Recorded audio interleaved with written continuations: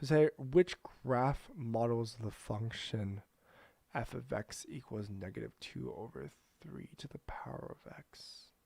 Okay, so this problem is actually a grade 11 problem. So I'm actually gonna do this in another video. So I'm gonna save this and do this for another video, because what we're doing is we have f of x equals -2 times 3 to the power of x, and as a grade 10 student, you actually don't know what this function here. This function here is an exponential function.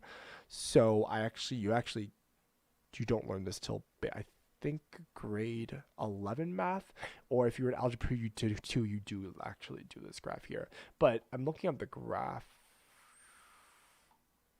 and I don't see a graph here attached to this question, but so I can't really answer this question, but I can tell you the properties of an exponential function. Let me open up Desmos for you. But what it is an exponential function looks something like this. And basically what happens is this function here is reflected along the y-axis. So it's going up and down. So it looks something like this here. And this graph is actually very, very much the same here, like this. So it looks kind of like this. The shape looks like this, but again, there's it's 3 to the power of, so the base is different. So it decreases even faster, and there is a 2. So there's a vertical stretch in this case in this transformation.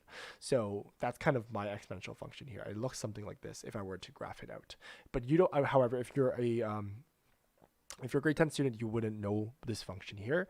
But again, I'm not giving the picture, so I can't really answer this question. Question does not state where the graph that it was referring to. However, the provided solution did give an accurate graph.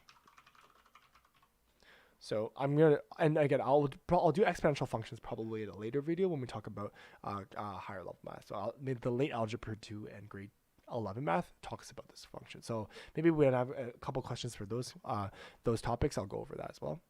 So that's